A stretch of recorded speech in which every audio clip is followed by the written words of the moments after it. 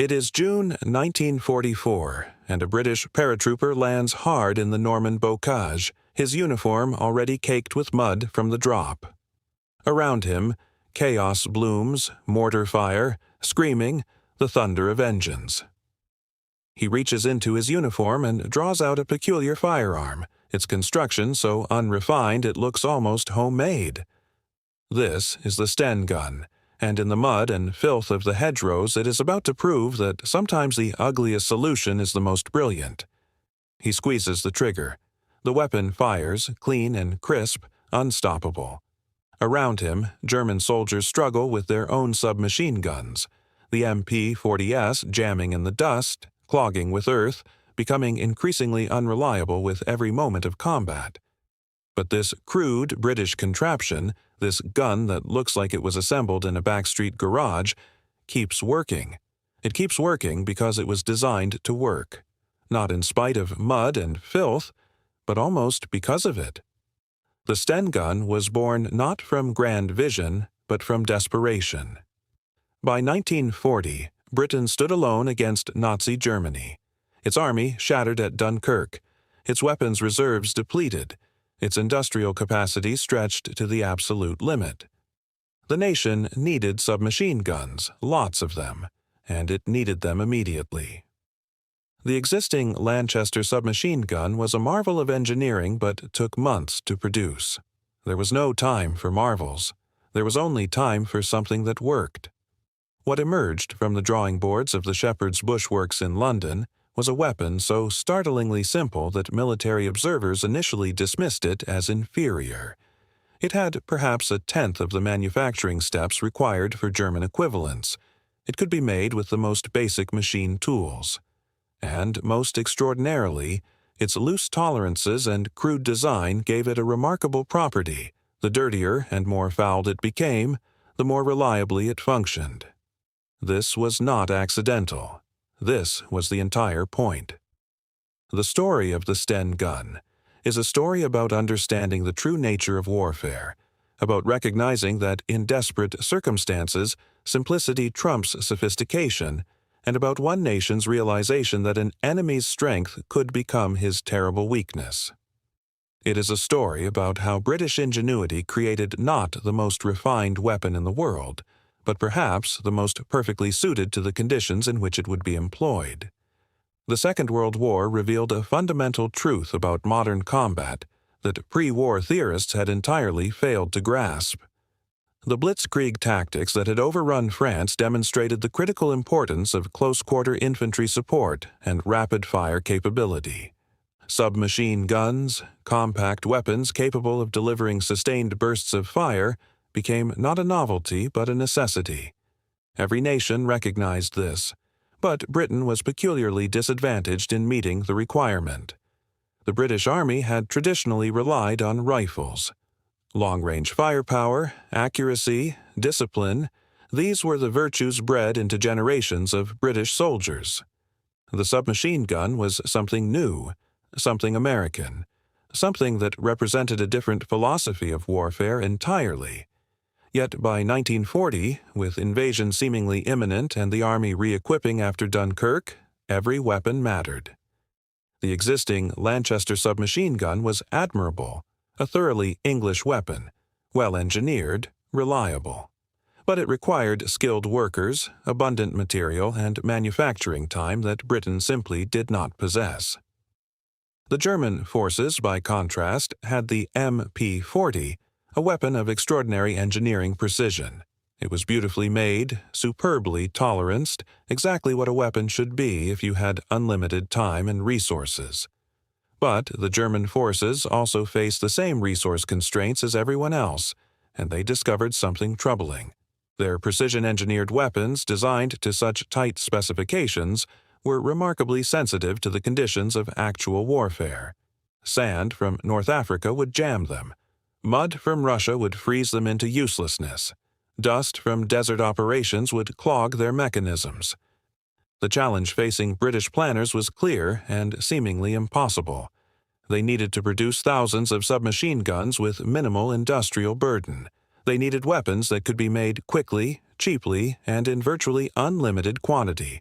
They needed something that could be assembled by workers with minimal training on machines that were already committed to other war production.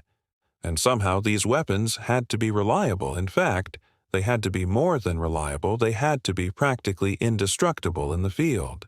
It was this convergence of impossible demands that produced one of the most remarkable weapons of the war. In 1941, a design team working at the Small Arms Development Section at Shepherd's Bush, led by Major Reginald Shepard and Harold Turpin, unveiled their solution. They called it the Sten gun, the name deriving from the first letters of Shepard and Turpin combined with N, a simple designation for a simple weapon. The Sten gun was a revolution in how you might think about weapon manufacture.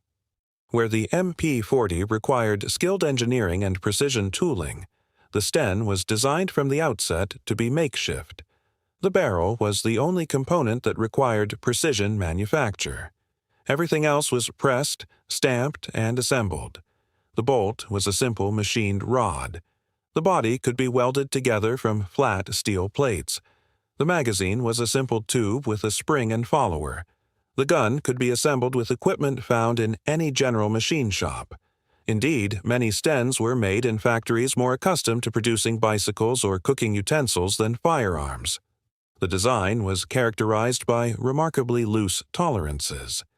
Where the German MP-40 was engineered to exact specifications measured in fractions of millimeters, the Sten's components rattled slightly against each other. This was not a flaw. It was the design philosophy. The loose fit meant that when mud accumulated inside the mechanism, the gun simply continued to function. The rattling components had space to move despite contamination. Gunpowder residue, sand, and dirt that would have completely jammed a more precisely engineered weapon became almost irrelevant to the Sten's operation. The gun weighed approximately 2.6 kilograms, 5.7 pounds, remarkably light for a submachine gun. It measured just 762 millimeters, 30 inches in overall length with the stock extended, or 579 millimeters, 23 inches, with the stock folded. This made it ideal for paratroopers and armored troops who needed compact weapons that would not tangle in equipment or doorways.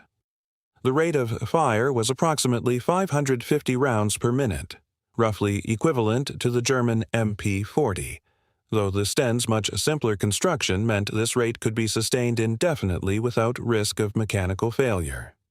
The magazine deserves particular mention.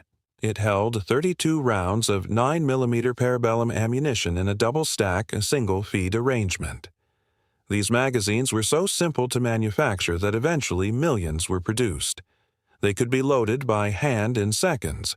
They were cheap enough to lose without significant loss to military resources. Yet they were reliable enough to function in conditions that would have rendered more complex magazine designs completely unusable. The manufacturing process was the true revelation. A skilled worker could assemble a complete Sten gun in approximately 5 hours. With the right equipment and processes in place, a factory could produce hundreds per day. By 1943, production had ramped up to staggering levels. Millions of Sten guns would eventually be produced. Exact figures remain classified, but estimates suggest that well over 4 million left British factories during the war years. Some sources suggest production may have exceeded 5 million units when variant models and licensed foreign production are included. The gun was produced at multiple facilities. The primary manufacturing center was at Shepherd's Bush in London, but production quickly spread to Enfield, to factories in Canada, and eventually to numerous other locations. Some particularly crude examples were manufactured during the latter stages of the war, when speed became the only priority. These examples had even looser tolerances, rougher finishes, and yet, extraordinarily, they were equally reliable in field conditions. If you are finding this interesting, a quick subscribe helps more than you know. The first Sten gun saw operational service in 1941. Initially with special forces and airborne units who needed compact, lightweight weapons. By the time of the 1942 Dieppe raid, Stens were being carried by commandos. They performed admirably in the brief, violent encounters that characterized the raid. Reports from the soldiers who carried them noted that despite being blood-stained, mud-covered, and fired under extreme stress, the weapons had not jammed once.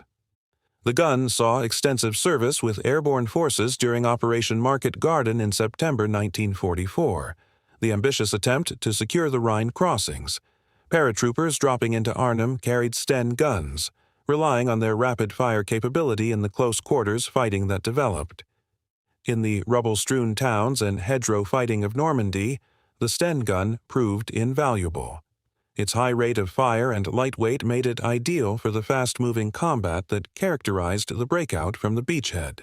The weapon also saw service with British forces in the Far East, where humidity and moisture created conditions that would destroy many weapons utterly. The Sten's loose tolerances and simple design allowed it to function where more sophisticated weapons would have seized up. Guerrilla units supplied by airdrop carried Stens because the weapons could be hidden for months, then retrieved and used effectively without any maintenance whatsoever.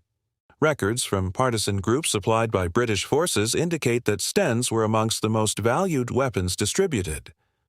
Reports from Yugoslavia, Poland, and France consistently note that the Sten's reliability under field conditions was extraordinary. Unlike more sophisticated designs, the gun would function after being buried in mud, dragged through water, or subjected to extreme temperature variations. This practical robustness made it ideal for resistance fighters who could not maintain weapons properly or access spare parts. In contrast, the German MP-40, for all its engineering excellence, proved problematic in sustained field operations. The tight tolerances that made it precise made it vulnerable to contamination. Sand in the North African campaign caused chronic reliability issues. Russian mud in the Eastern Front froze mechanisms solid. The weapon that emerged as superior in tests and on the drawing board became increasingly problematic as the war progressed and conditions grew harsher. The American .45 Thompson submachine gun was reliable but heavy, weighing approximately 4.6 kilograms and difficult to manufacture. It was also far more expensive to produce than the Sten. The Soviet PPS-43 was simple but came late in the war and never achieved the production numbers or reliability reputation of the Sten. The Italian Beretta 38 was compact but suffered from similar tolerance issues as the German MP-40. The Sten gun's success lay not in any single feature but in the complete philosophy of its design. By accepting that a weapon did not need to be engineered to perfection, by embracing the idea that it simply needed to function under realistic field conditions, British designers created something that was actually superior in practice to weapons that were technically superior on paper. This represented a fundamental shift in how military equipment should be designed, not for ideal conditions, but for the actual mud and blood of warfare. The historical impact of the Sten gun remains contested by scholars, but there can be no question that it profoundly influenced British military thinking. It demonstrated that sometimes, when resources are limited, simplicity serves better than sophistication. It showed that a weapon designed explicitly for harsh conditions could outperform technically superior designs created under different assumptions. It proved that armies needed not the finest weapons but the weapons most suited to their actual circumstances. The Sten gun influenced weapon design for decades after the war. Elements of its design philosophy appeared in the British Sten Mark II, the Suomi from Finland, and eventually in modern designs like the Uzi. The concept of the loose-tolerant submachine gun designed for reliability in harsh conditions became standard doctrine. Modern military equipment, from rifles to optics, incorporates design principles that trace their ancestry back to the lessons learned from producing and deploying millions of Sten guns. Surviving examples of Sten guns can be seen in the Imperial War Museum in London, at arms museums throughout Britain, and in military collections worldwide. Many examples remain in private hands in the United Kingdom, where they are legally held by licensed collectors. These surviving weapons demonstrate the robustness of their construction, Many examples with tens of thousands of rounds fired through them still function perfectly. Rust and corrosion are often the only issues affecting old examples. The mechanisms themselves remain sound. It was June 1944, and a British paratrooper lay in mud deeper than it ought reasonably to be. His uniform soaked through, his equipment caked with earth and blood. Around him, the grinding violence of the Normandy campaign continued unabated. His German-designed rifle, abandoned by an earlier occupant of the field, lay nearby, its mechanism jammed solid with mud, its precision engineering rendered utterly useless by the simple fact of its own perfection. His own Sten gun, by contrast, simply worked. It had survived things that should have destroyed it. It had functioned where sophistication would have failed.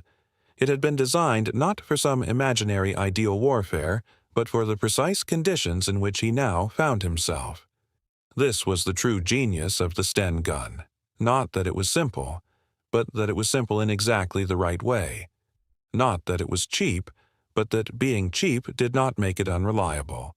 Not that it could be produced quickly, but that rapid production did not compromise function. The weapon represented a fundamental truth about warfare that the Germans had failed to understand, that Americans were only beginning to grasp, and that British planners had seized upon with desperate clarity. A weapon that works better than a weapon that is perfect, but does not. The Sten gun was never the most elegant solution to the problem of close-quarters infantry firepower. It was not the most beautiful weapon ever made. It would never win admirers for its engineering refinement or its aesthetic appeal. But it was the right weapon, made at the right time, for soldiers fighting in the right kind of war, the kind of war where mud is the constant enemy, where precision is less valuable than persistence, and where sometimes the measure of a weapon's worth is not how it performs in testing, but how it performs when everything else has gone wrong. In the end, that is what the Sten gun achieved. It worked not in spite of dirt, not regardless of contamination, but almost because of it. Its loose design left room for real-world conditions. Its crude manufacture meant nothing precious could be broken. Its simple mechanisms required no maintenance that could not be performed in the field with whatever materials were available. For soldiers living in trenches, fighting in ruins, landing on beaches, and parachuting into hostile territory, the Sten gun was not just a weapon. It was proof that sometimes the most revolutionary thing you can do is stop trying to be clever and simply start trying to be practical. And in a war where millions of lives hung in the balance, practicality was a luxury worth more than any amount of perfection.